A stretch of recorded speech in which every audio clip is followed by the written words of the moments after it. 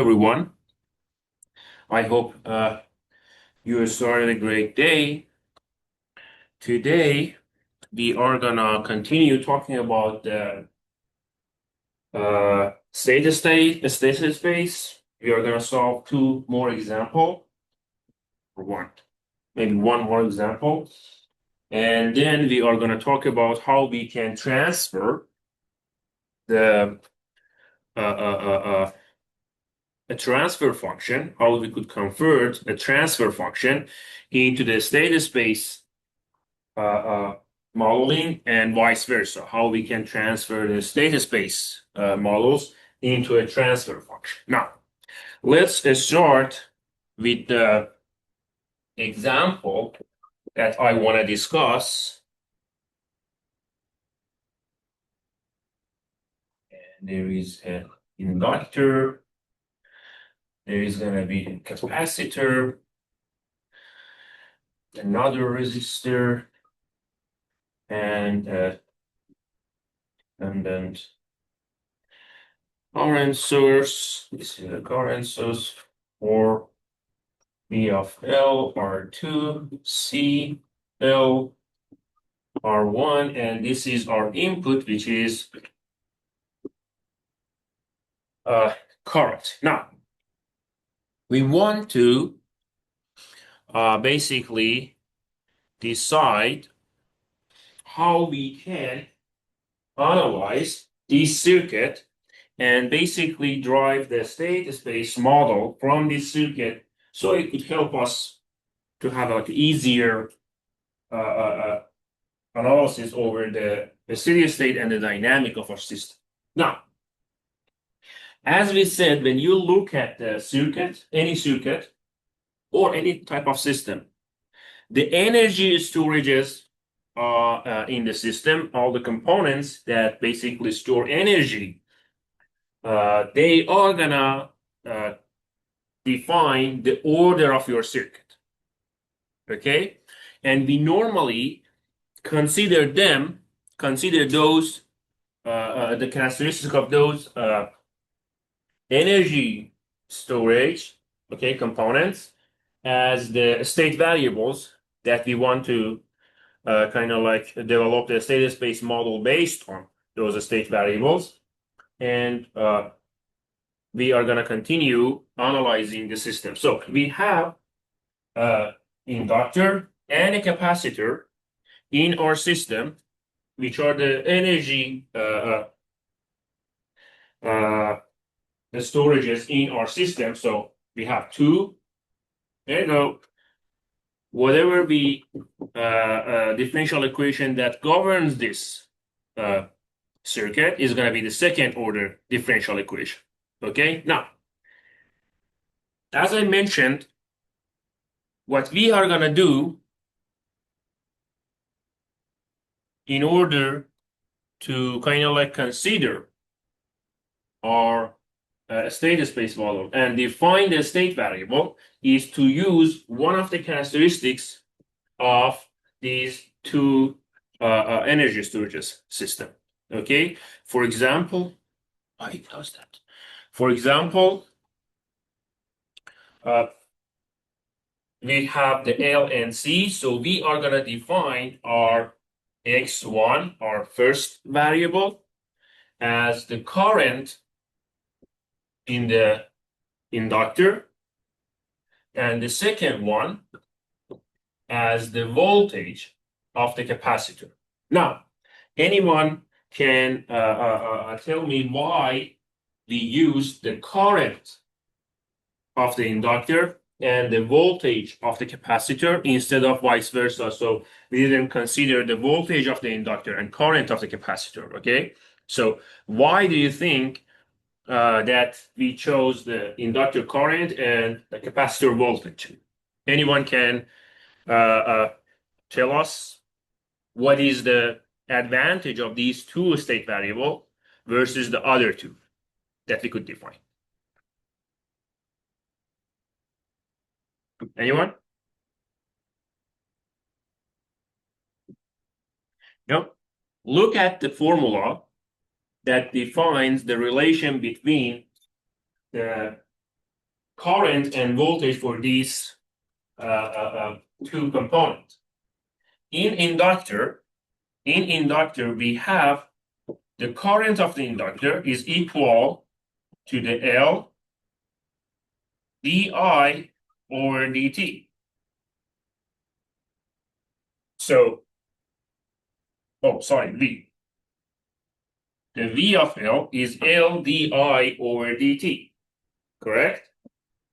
So if we consider the component, okay, that will get differentiated in order to define the relation between I and L, then it would be, our life would be very easier when we want to like define the state space, because as we talked about in a state space, we wanted to like define the governing equation based on some first order differential equation. Is that clear what I mean? Is that are you in the same page? Like why we choose the current of the inductor? Are we good? Same goes for the capacitor. The current of the capacitor is C differential of the voltage of the capacitor. Okay, so if we choose the current of the inductor and the voltage of the capacitor, because of these two formula, our life would be much easier to develop the state space model. If we do that the other way, then we have the two integral equation, which we don't like it. Make sense?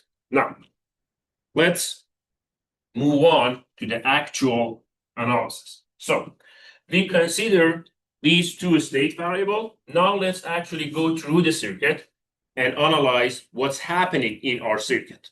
Now, the basic rules of circuit analysis is KVL and KCL, so we are going to use that.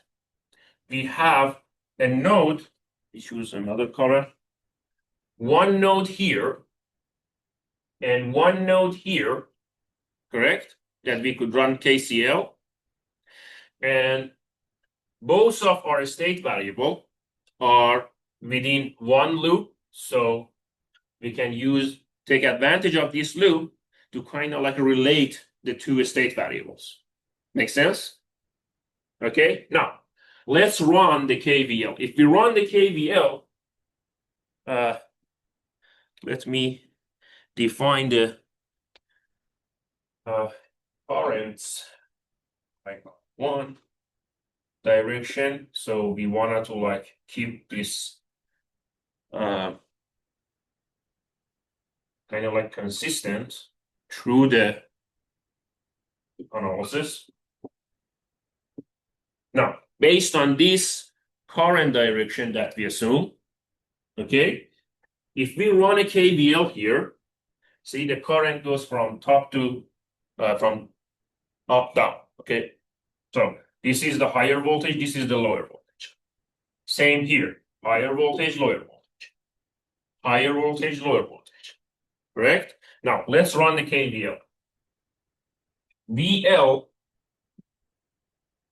minus VC minus the voltage across R2 should be 0. Correct? Are we good so far? Now, what is the VL? VL is L di of the differential of the current in the L. Good.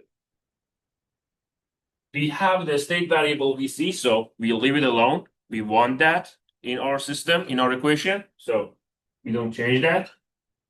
And what is the voltage across the resistor? Is going to be that resistor times whatever current passing through that equal to 0. Now, keep that equation in mind. So this is our first equation. Now, let's run a KCL in, let's call this node 1. And this one node 2. Let's run a KCL in node 1. What's happening? two currents are injecting into the node and one is leaving the node. Okay, so if we run a KCL, we could find that the current of second resistor is going to be equal, should be equal to the current of the capacitor plus the source, which is 4 times this is L, V of L. Now, again, if we replace the IC and VL, because we want these two, the state variable in our equation. If we change IC and VL and write it based on IL and VC, our equation would become C, the differential of the voltage of the capacitor, plus 4 times L, the differential of inductor current. So again, now we have the second equation. So this is the first equation. Hopefully you can see what I'm writing because a little bit my marker is weak. You see what? Yeah. Yeah. What do you mean? Oh, good. Okay. So this is our equation 1. And this is our equation 2. Now let's run another KCL, okay, in our node 2. On node 2, we have IT entering the node and the current of the R1, current of the L, and current of the C leaving the node. Good. So the current of the C plus the current of the inductor plus the current of the first resistor should be equal to the IT, the R input. Okay, now IL is our state variable. We want to keep it. This one, we don't like it. We change it to the whatever equation that we can define based on the VC, which is our second state variable. So this one becomes C, the differential of VC over dt, plus we keep the IL, plus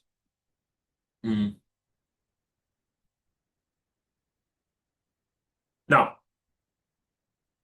I want to change IR too, so let's talk about that. We're gonna change IR based on, again, one of our state variables.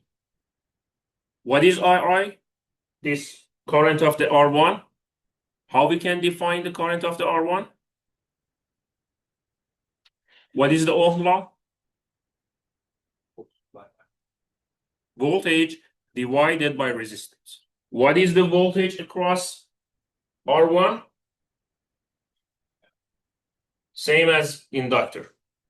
So it's become the voltage of the inductor, okay, divided by the resistor. So the voltage of R1 is the voltage of the inductor over R1. Oh, sorry, the current of R1. Are we good? Is that clear? No, we don't like voltage of the inductor. We want current of the inductor. So again, we use that formula between the voltage and current for the inductor, and we replace that with L di dt, which then become L over R1, the current, the differential of the current of inductor. So here we can say L over R1, the differential of the current of the inductor. Now we have third equation, which is also based on our state variable. Now, so far, all we did was to just analyze the circuit. Now we wanted to start basically defining our state space system. or the mod. Okay, so far we said the X1 is the current of the inductor and X2 is the voltage of capacitor. Very good. Now, if we have these two state variable, what would be the X1 dot and X2 dot? It would be the differential of the two variables, correct? So we are going to have dIL over dt and dVc over dt. Now, how we can define these two? Look at our three equation, actually mostly like the equation 2 and equation 3. Okay, this one can basically describe the VC based on the L di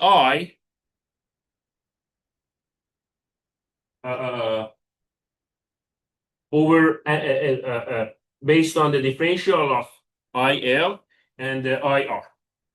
Okay, so the V dot, the VC dot is going to be equal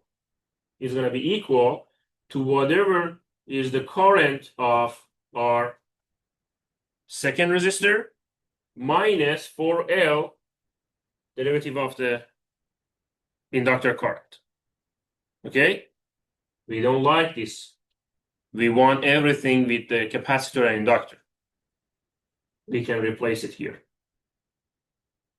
Now this one is IC plus 4VL.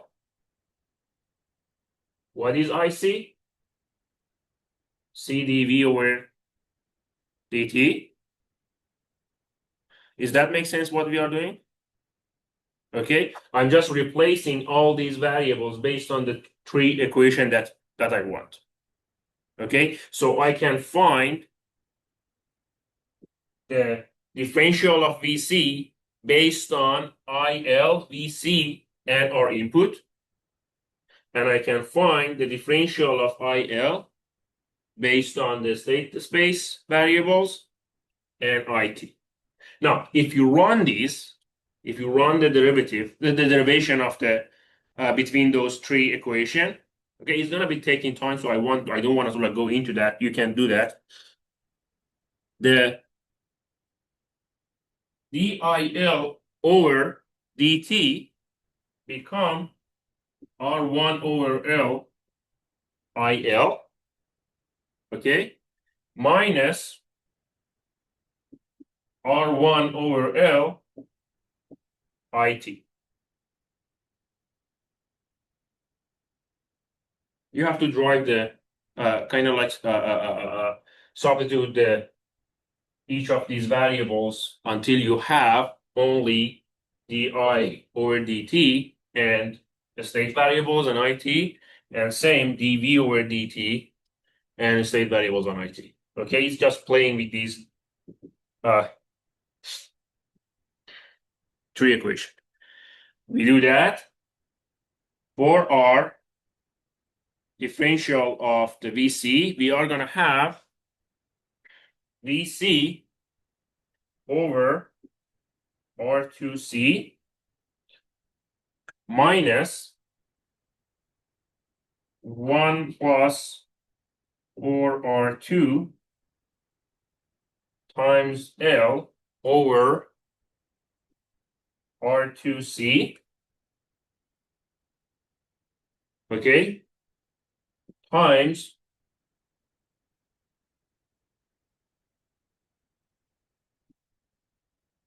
R1 over L IL minus R1 over L IT.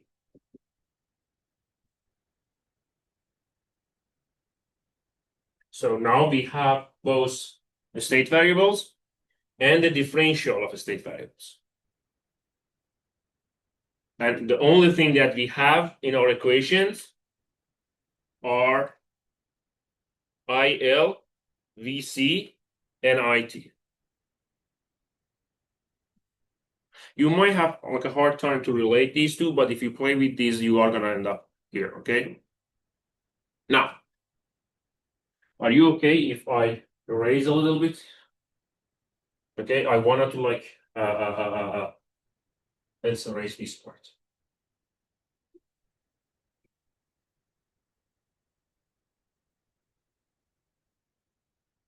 Because we don't need it.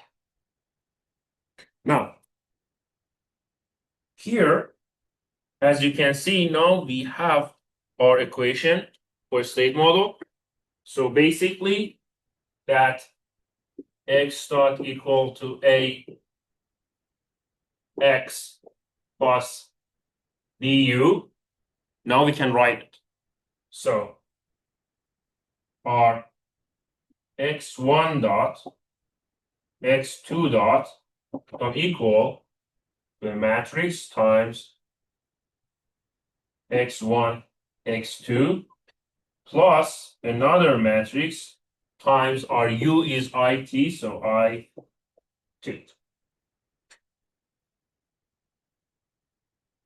Very good.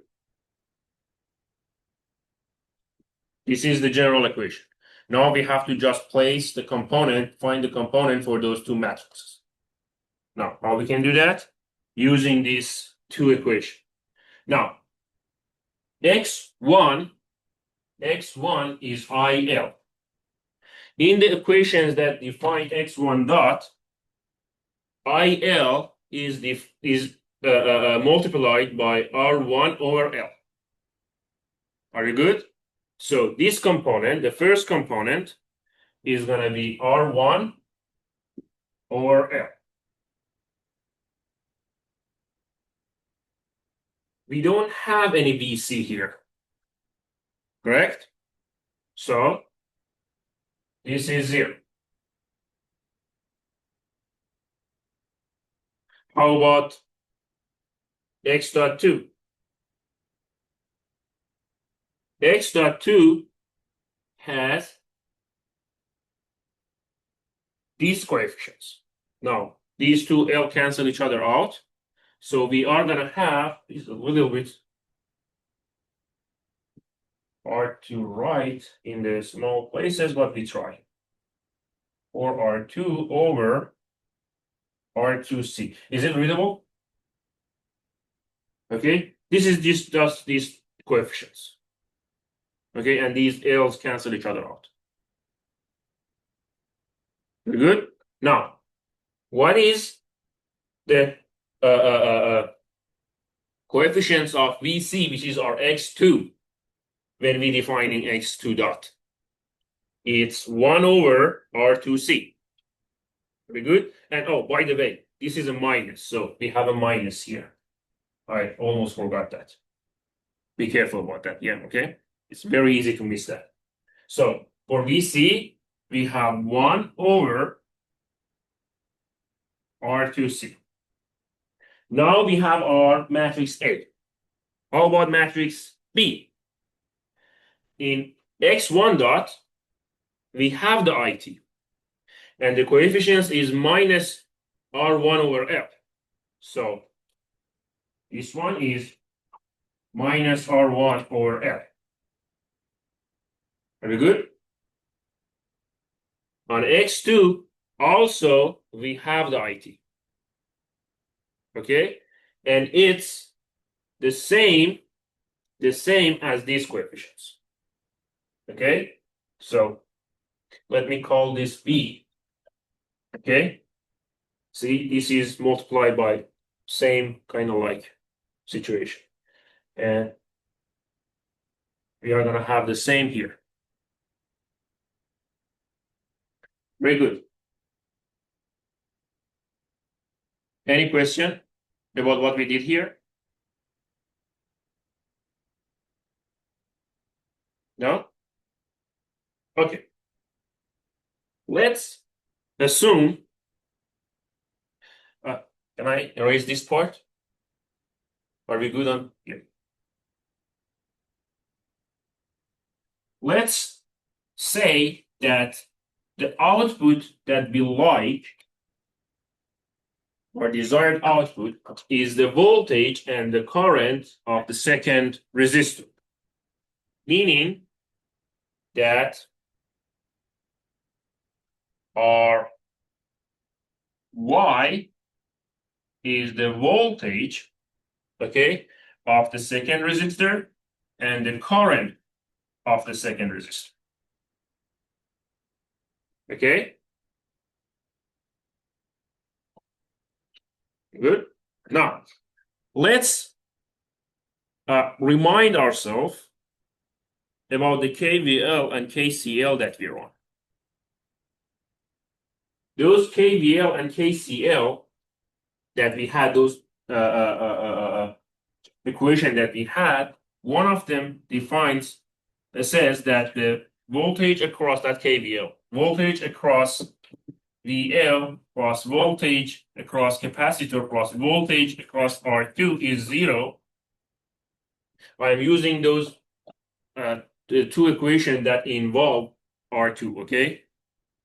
So, and the next one is the KCL here, which says I of the second resistor is equal to the capacitor current plus 4 times VL. Now, again, you can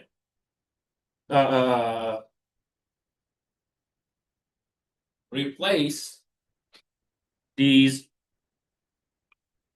factors that we don't want. This is L, this is the VL. We don't want that because our state variable is IL. So we can describe it as L di over dt. And before we already solved that, how to show di over dt based on our state variable. We already have that. Di over dt is x1 dot, correct? So this is the formula for x1 dot, the first row. So we can replace this with as a function of IL, which is going to be L di over dt. And we have the formula for di over dt. So we can describe this VL based on IL and VC and IT. Very good. We can replace that. We want this because it's our output. And this one is already a state variable, so we don't change it. Very good. Now, how about here? This is our output, so we want to keep it. This one, we don't like it. This one, we also don't like it. What is IC? C dV over dt. dV over dt was our x2 dot. So we can replace the formula. This one becomes C, whatever we have in the second row. Good?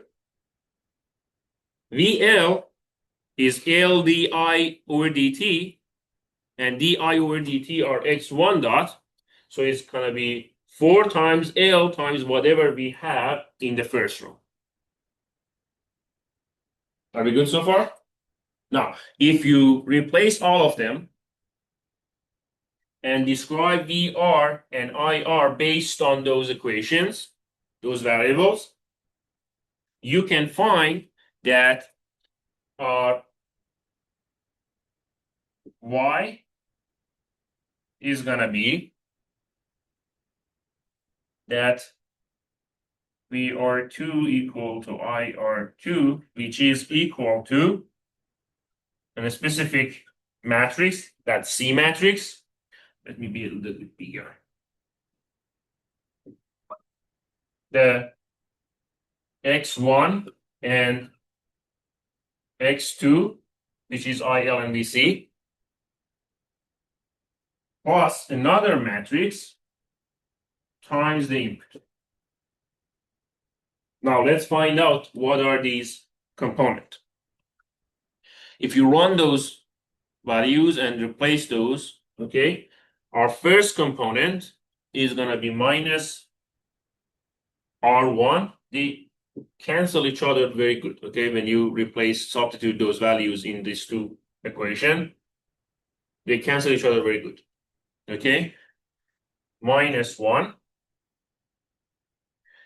minus R1 over R2 minus 1 over R2 R1 and R1 over R2. So by running, okay, the circuit analysis, finding the X dot, X1 dot, and X2 dot based on the KVL, KCL that we have, okay, and finding them as an equation, as a function of X1 and X2 and input, okay, when you find those, you can develop the state space model, and based on your desired output, again, you can develop your output equation based on the state variables. Is that clear what we done this? What we did here? Any question?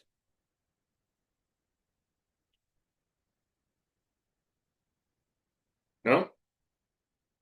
So we are good. Okay. Now, if you're good with that, I'm gonna erase this because I wanted to start talking about the converting transfer function to the state space, which is not hard. Actually, it's a very easy concept.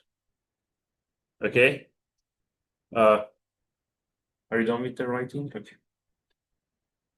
So let's clear everything up and see what's gonna happen when we wanted to convert the transfer function into the state space model. And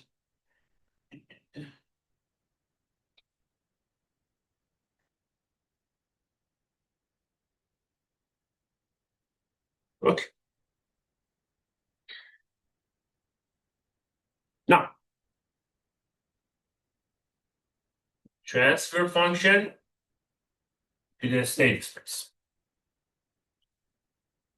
If you have a transfer function, let's say g of s, okay, we know that the g of s is the output versus the input. Correct? So generally, this is gonna be m, for example, m order equation based on s.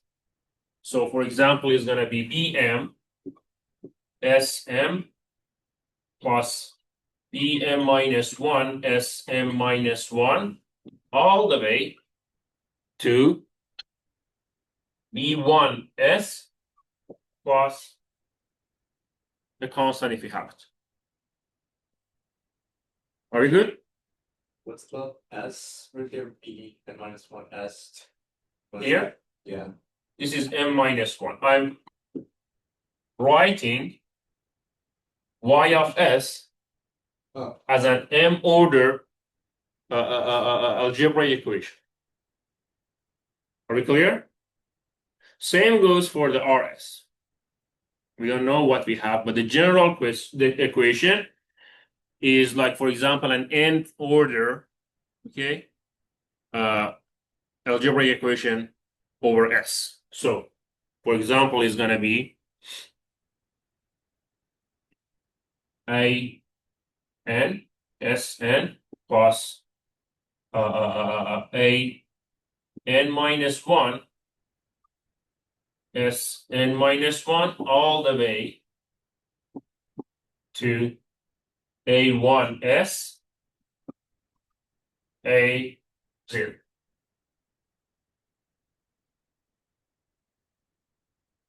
Is that good? Now, how you can basically expand this equation and have ys at one side of equation and rs at the other side, because eventually we want to describe what is governing our equation, okay, based on the output and input. The general nth order differential equation that we talked about before. Very good. So we can multiply this one, bring it over here, and this one, bring it over there. Okay, so what we gonna have is that we are gonna have BMSM plus BM minus 1 SM minus 1 plus B1S B0 times YS equal to ANSN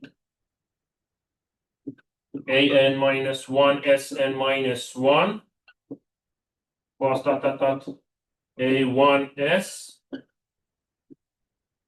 A0 times RS.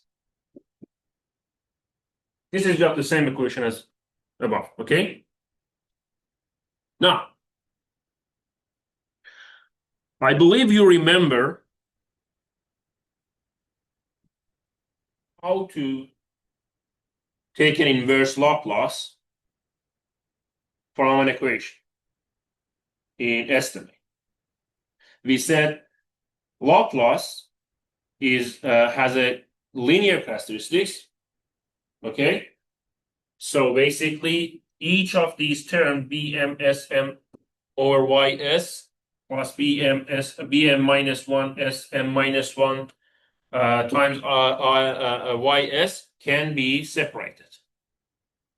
And we can take a Laplace inverse from each of those terms and add them together, because Laplace is a linear transformation. Very good. So what's going to happen? What is the Laplace inverse of the first term? BM SM times YS. What is the Laplace inverse of that first term that we have? Do you remember the characteristic of Laplace? When we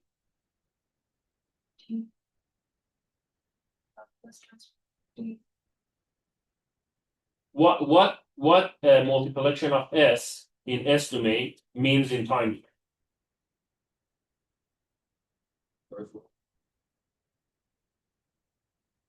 Go ahead. S is a differential in time domain, correct? So if we have S to the power of M, that means we take the differential from Y, M time. So M order differential of Y. This is what this first term means. So in time domain, it becomes BM dm y over dtm. Very good. Now, same for the other terms. Is going to be b m minus 1 order differential of y.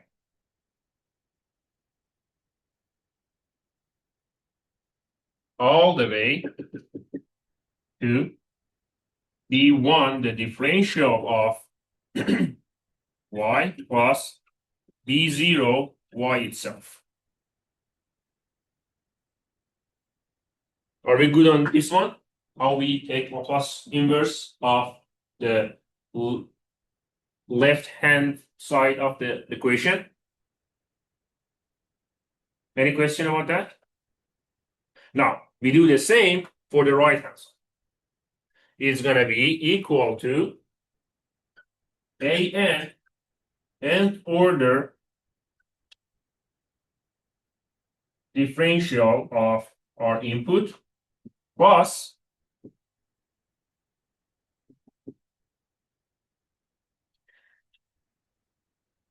n minus 1 dn minus 1 input over dt n minus 1 all the way to a1 differential of RT plus a0 RT itself. Are we good?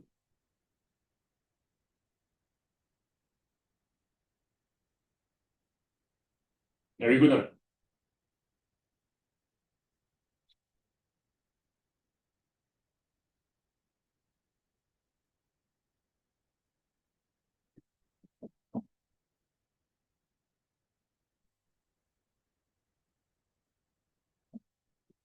Now, when we talked about the state space model,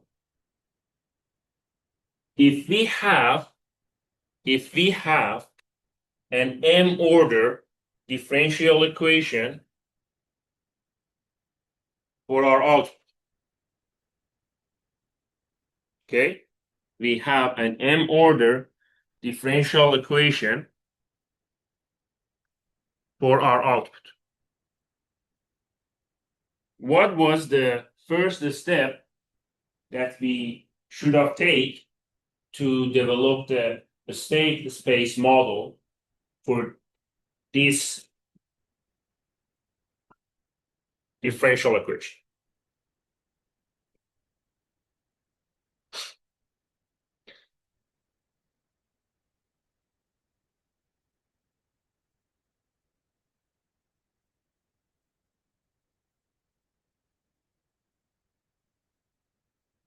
We have m order differential equation.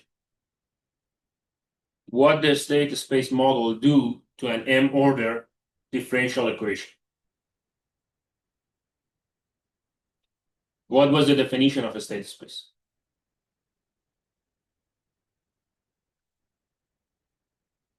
It turns the m order differential equation to no. We have m differential equation, an m order differential equation. It would turn that to. Can you speak up? That meaning we're Into the m one order differential equation. How we do that? By defining the same amount of the state variable as the order of the differential equation that we have. So what that means? That means, is that okay? I'm raising the red one. That means we are gonna have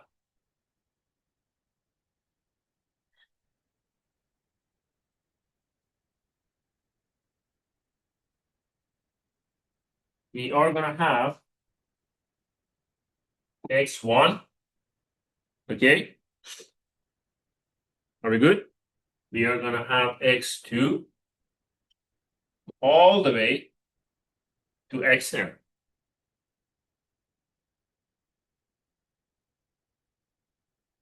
And we are talking about the y. Correct? So we are gonna consider x1 as y. So what would be the x2? The differential of y. Right? So this is gonna be y dot. Or let me do the differential. This is better way. Correct? Are we good? So what is gonna be the xm?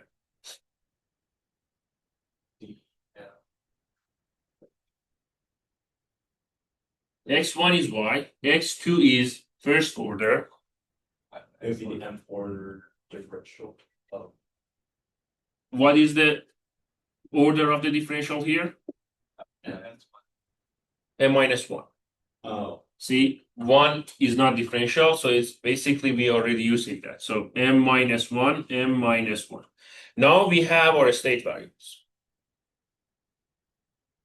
Now we have to define the x dot. Correct? What will be the x dot? Is going to be x1 dot, x2 dot, all the way to xm dot. What is x1 dot? This is dot. What is the x1 dot? dy dy dt. What is dy dt? x2. x2. So this is x2. You can imagine what's going to happen. x3 all the way. What about xm?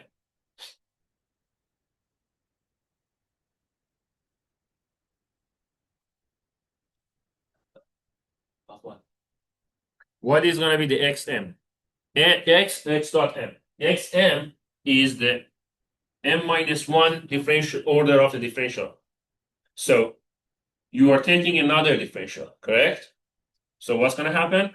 This one become the m order of our differential equation, of the differential of the one. Are we good? Be dt to m.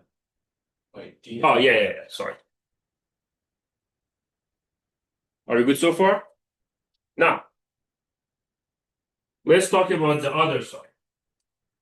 When we talked about the transfer function, when we developed a transfer function, what was our assumptions? We said the transfer function is a response of a system to a step function, to a step input, correct? When we have zero initial condition. Are we clear on that? Remember? Okay. So if RT is UT and U of 0 is 0, what's going to happen in the right hand side? What is the differential of the step function?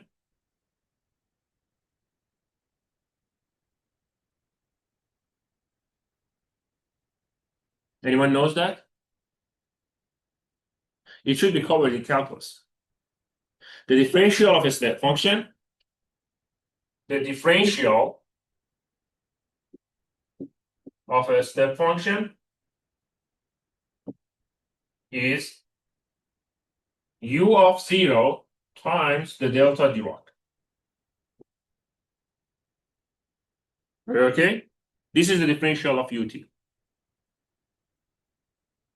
What is U0?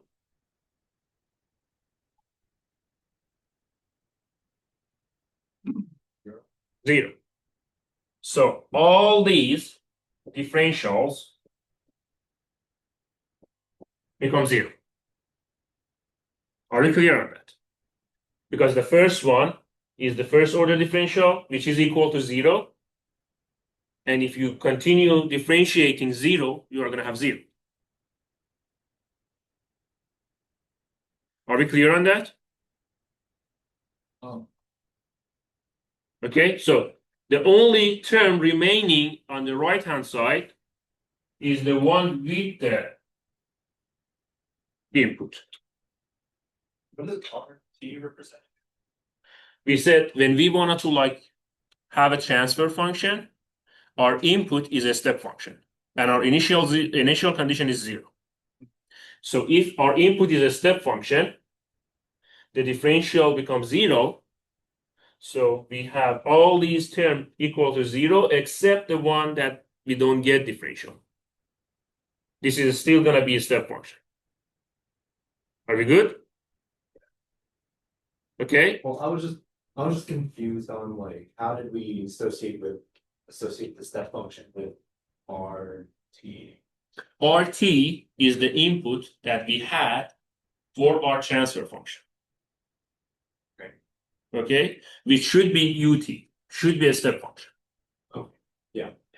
Are we good? I'm good. Okay, now, if you want to develop the equations so far from, let me write down the xm minus 1 to x dot m minus 1 is going to be xm. Okay, this is the same as before. I just add this to be more clear. Now, when you look at these equations, eventually we want to have x dot equal to a x plus b here, correct? That was the state space model. The only thing we need is to define what is the matrix A and what is the matrix B. Is that clear? So look at it. We have the matrix X dot, which is x1 dot, x2 dot, all the way to xm minus 1 dot and xm dot. Okay? And it's going to be equal to a certain matrix, okay, which I'm not going to write it down right now, plus another matrix times our input, which is RT, okay? You can replace it with UT because we know it's a step function, or keep it as RT. I'm going to keep it as RT. This one is going to be times the X, and we know X, our X vector is going to be X1, X2, all the way to X and minus 1 and XM. Are we good so far? Now, help me to define the A matrix. What is X dot 1?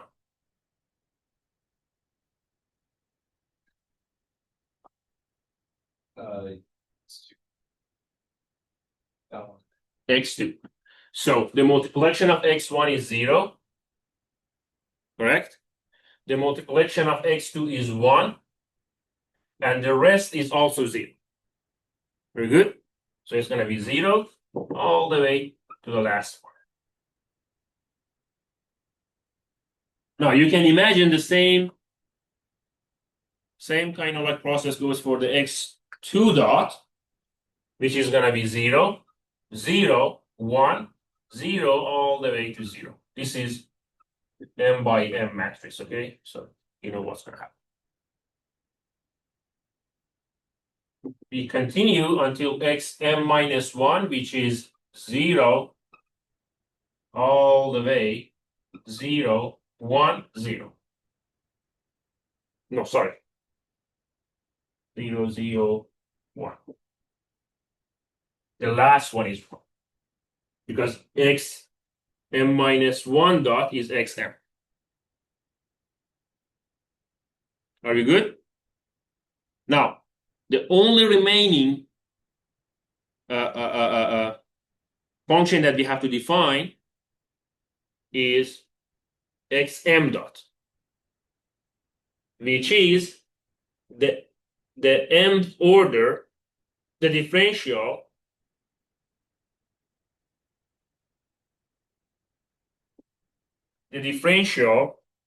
of the mth order. Are we good? Is that correct? No. No? No, yes. Yeah, x1 is x2. All good. Yeah. Correct, okay? How we can define it? 0. Would it be 0? No. Remember what we did for the state variable? Oh. We use the originals. Okay? Now, if you use the original, you are going to see that here we have all these variables. Now, you can just replace like m minus 1, okay? M minus 1 is xm. Correct? So you can replace it by xm. Same goes all the way to x1. Is that clear? The only thing that we want to do is to take a differential of this one. If you do that, what you are going to end up is minus b0 minus b1 all the way to minus b n minus 1.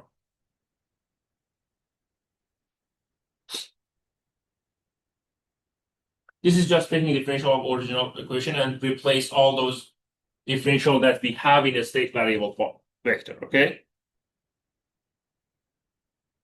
So this is our A matrix. We develop our A matrix. What about the RT? Look at it. X dot 1 do not have any input. Same all the way to x n minus 1. Are we good? So all of them are 0 until we reach the last one. Now, last one in our equation, the original equation has the RT. So here we have a 0 RT. Are we good? So this is how you can convert a transfer function into a state space model. Is that clear? Now let's